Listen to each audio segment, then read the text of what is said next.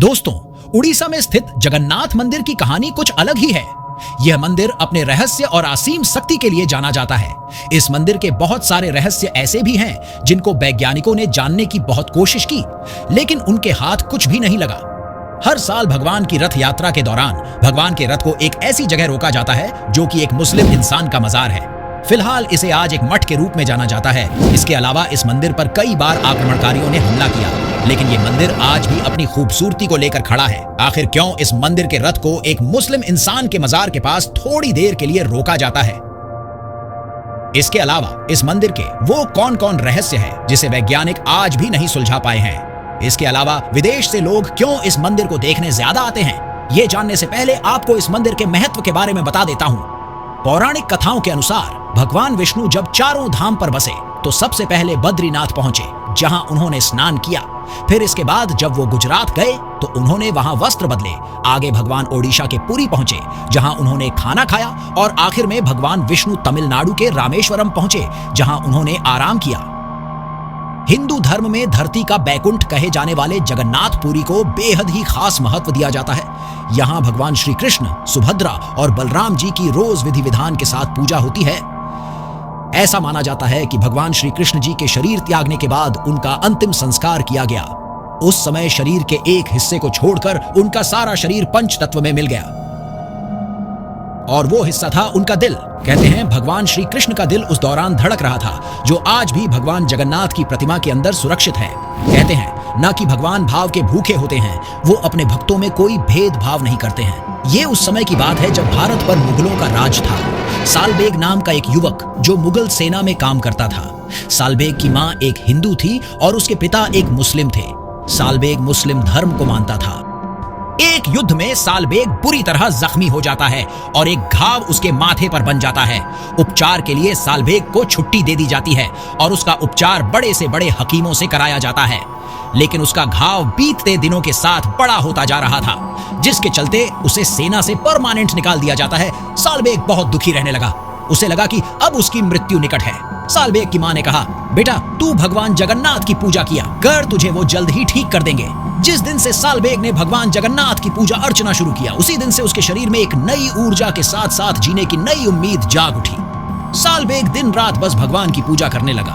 मान्यताओं के अनुसार एक दिन सालबेग सपना देखता है कि भगवान उससे मिलने आए हैं और वो उसे एक विभूत देते हैं और कहते हैं, बेटा इसे अपने घाव पर लगा लो। सालबेग ने उस विभूत को अपने माथे पर लगाया और जब उसकी नींद खुली तो उसने सोचा ये तो एक सपना था, लेकिन उसका सर बहुत हल्का सा महसूस हो रहा था। उसने अपने माथे को टच किया और देखा कि कोई भी दर्द और घाव नहीं दिख रहा। वह उसी समय जगन्नाथ मंदिर की तरफ दौड़ा, लेकिन मंदिर के बाहर एक पुजारी ने उसे मंदिर में जाने से मना कर दिया, क्योंकि सालबेग एक मुस्लिम था और मुस्लिम को मंदिर में प्रवेश नहीं दिया जाता था। सालबेग मंदिर के बाहर ही बैठकर भक्ति करने लगा और ऐसे कई वर्ष बीत गए। वह लोगों से बोलता था कि यदि मेरी भक्ति भगवान को अच्छी लगेगी तो वो खुद मुझसे मिलने आएंगे। कुछ समय बाद सालबेग की मृत्यु हो जाती है। उसकी भक्ति को देखते हुए उसका एक मजार बनाया जाता है, लेकिन वो मंदिर से कुछ दूरी पर था। सालबेग की मृत्यु के कुछ ही महीने बाद जब भगवान जगन्नाथ की रथ यात्रा निकली तो वह जहां सालबेग का मजार बना था, रथ वहां अचानक रुक जाता है। लोग रथ को काफी मशक्कत करते हैं आगे ले जाने के लिए, लेकिन वह टस से मस नहीं होता। रथ के पहिए और उसके पार्ट्स को देखा जाता है, लेकिन सब कुछ ठीक था। इसके बावजूद रथ एक भी इंच नहीं हिला। सब लोग काफी परेशान थे। तब वहां एक आदमी सालबेग की भक्ति और उसके प्रतिज्ञा को बताता है, जिसमें से कुछ लोग सालबेग के नाम का जयकारा लगाते हैं और रथ को दोबारा खींचा जाता है। इस बार रथ बड़ी ही आसानी से आगे की ओर बढ़ जाता है। तब से लेकर हर साल भगवान के रथ को यहाँ पर कुछ समय के लिए रोक दिया जाता है। दोस्तों, ये तो रहा एक कहानी जो लोगों द्वारा सुनाई जाती है, लेकिन मैं आपको कुछ ऐसे साक्ष्य बताने जा रहा हूँ जिसे देख आप इस मंदिर को लेकर सोचने पर मजबूर हो जाओगे और आप बोलोगे ये कैसे हो सकता है। अगर पहले पॉइंट की बात करें तो इस मंदिर पर लगा झंडा है जो हवा के विपरीत दिशा में लहराता हुआ दिखेगा। आमतौर पर हर मंदिरों में अगर हवा पूर्व की ओर से आ रही है तो वो झंडे को पश्चिम की तरफ धकेलगी, लेकिन इस मंदिर में अगर हवा पूर्व की तरफ से आ रही है तो झंडा भी पूर्व की तरफ लहराएगा, जिसका रहस्य आज तक विज्ञान भी नहीं समझ सका कि आखिर ये कैसे होता है। दूसरे पॉइंट की बात करें तो वो है यहाँ के मंदिर की परछाई का ना बनना। अक्सर घर, मंदिर या बिल्डिंग की सूर्य के निकलने के बाद एक परछाई दूसरी तरफ बन जाती है। लेकिन इस मंदिर की परछाई नहीं बनती है। वैज्ञानिक हैरान हैं कि आखिर इसका निर्माण कैसे हुआ होगा। तीसरे पॉइंट की बात करें तो यहाँ का चक्र आपको चक्कर दिला सकता है। मंदिर के टॉप पर लगे इस चक्र को आप जिस भी साइड से देखोगे, ये आपकी ही साइड से दिखेगा। चौथे पॉइंट में अगर आप इस मंदिर के प्रवेश द्वार पर जाते हैं तो आपको एक समंदर की लहर जैसा आवाज सुनाई देता है, लेकिन मंदिर में प्रवेश करते ही ये आवाज गायब हो जाती है और आपको बाहर का कुछ भी नहीं सुनाई देगा। अक्सर आपने पक्षियों को मंदिरों और हाईएस्ट बिल्डिंग पर बैठते और घोंसले बनाते हुए देखा होगा, लेकिन आज तक इस मंदिर पर कोई भी पक्षी घोंसला बनाने को तो दूर यहाँ पर आकर बैठा तक नहीं है। ये एक बड़ा रहस्य है। इस मंदिर की एक खास बात यह है कि अगर इस मंदिर में लाखों लोग एक साथ दर्शन करने आ जाएं, तो भी यहाँ का प्रसाद कभी कम नहीं होता है। लेकिन इससे भी हैरानी की बात प्रसाद को बनने को लेकर है। जब भी आप किसी दो बर्तन को चूल्हे पर रखकर एक के ऊपर एक करके पकाते हो तो नीचे वाले बर्तन का खाना जल्दी पक जाता है, लेकिन इस मंदिर में ऐसा नहीं है। यहाँ ऊपर वाले बर्तन का प्रसाद पहले पकता है और उसके बाद उसके नीचे वाले बर्तन का, और लास्ट में चूल्हे से सटे बर्तन का प्रसाद पकता है। इस मंदिर की मूर्ति को हर 12 साल में एक बार बदला जाता है।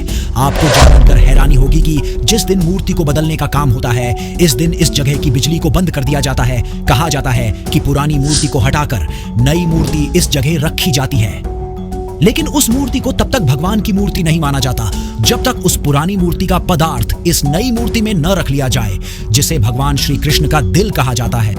ऐसा करने में बहुत सावधानी बरती जाती है।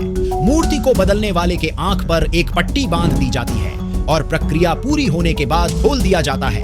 कहा जाता है कि अगर भगवान की मूर्ति को बदलते और पदार्थ को रखते हुए किसी ने देख लिया तो उसकी मृत्यु उसी क्षण हो जाएगी। इस मंदिर के झंडे को हर रोज बदला जाता है। अगर एक दिन भी चूक हुआ तो कहा जाता है कि ये मंदिर 18 साल के लिए बंद हो जाएगा। विदेश के लोग भगवान श्री कृष्ण को बहुत मानते हैं, इसलिए इस मंदिर को देखने आते हैं। आपको जानकर हैरानी होगी कि इस मंदिर में हिंदुओं के अलावा बाकी किसी भी धर्म के लोगों को एंट्री नहीं मिलती, चाहे आप कितने ही बड़े क्यों ना हो।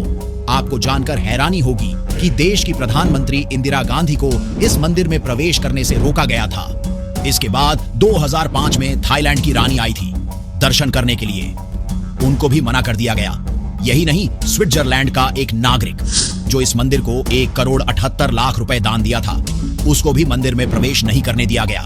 इसके पीछे बहुत से कारण हो सकते हैं। लोगों का कहना है कि भगवान दूसरे ही धर्मों के कारण 400 सालों तक अपने ही मंदिर को टूटते हुए देखते आए हैं। इस मंदिर को एक नहीं बल्कि 17 बार तोड़ने का प्रयास किया गया। पहला हमला बंगाल के सुल्तान इलियास शाह का था, जो कि 1340 में किया गया। दूसरा हमला दिल्ली के सुल्तान फिरोज शाह तुगलक ने 1360 में किया। तीसरा हमला बंगाल के सुल्तान अलाउद्दीन हुसैन शाह के कमांडर इस्माइल गाजी ने 1509 में किया। चौथा हमला 1568 में काला पहाड़ के एक अफगान हमलावर ने किया। पांचवा हमला 1592 में हुआ, जिसे ओडिशा के सुल्तान ईसा के बेटे उस्मान ने किया। छठा हमला 1601 में बंगाल के नवाब इस्लाम खान के कमांडर मिर्जा खुर्रम ने किया। सातवां हमला ओडिशा के सूबेदार हासिम खान ने किया। आठवां हमला हासिम खान की सेना में काम करने वाले एक हिंदू ने किया। नौवां हमला 1611 में हुआ, जो कि अकबर के दरबार के 9 रत्नों में शामिल राजा टोडरमल के ही बेटे ने किया। 10वां हमला, ये हमला भी राजा टोडरमल के ही बेटे ने किया था, जिसमें इसने इस मंदिर को पूरी तरह से लूट लिया था। 11वां हमला 1617 में दिल्ली के बादशाह जहांगीर के सेनापति मुकर्रम खान ने किया। 12वां हमला 1621 में हुआ, जो कि ओडिशा के मुगल गवर्नर मिर्जा अहमद ने किया। 13वां हमला 1641 में ओडिशा के मुगल गवर्नर मिर्जा मक्की ने किया। 14वां हमला 1641 में दोबारा मिर्जा मक्की ने किया। 15वां हमला आमिर फतेह खान ने किया। इसने इस मंदिर के रत्न, आभूषण, हीरे जवाहरात लूटे। 16वां हमला 1692 में हुआ, जो कि औरंगजेब ने करवाया। इसने मंदिर को ध्वस्त करने का आदेश दिया था। 17वां और आखिरी हमला 1699 में किया गया था, जो कि मोहम्मद ताकी खान ने किया। इसने कई बार मूर्तियों को छुपाया भी और कुछ मूर्तियां हैदराबाद में भी रखा था। शायद इसी कारण से इस मंदिर में किसी दूसरे धर्मों को एंट्री नहीं मिलती। लेकिन सोचने वाली बात है कि जिस मंदिर को लूटने और तोड़ने की मुगलों ने कसम खा रखा था, वो मंदिर आज भी सोने जैसी चमक रही है। तो दोस्तों, ये रहे इस मंदिर के साक्ष्य और कुछ अनसुलझे रहस्य, जिसको आपके सामने रखने का प्रयत्न किया। अगर इस वीडियो से संबंधित कोई सवाल हो तो कमेंट बॉक्स ओपन है। वीडियो पसंद आई हो तो लाइक, सब्सक्राइब जरूर कीजिए। नमस्कार।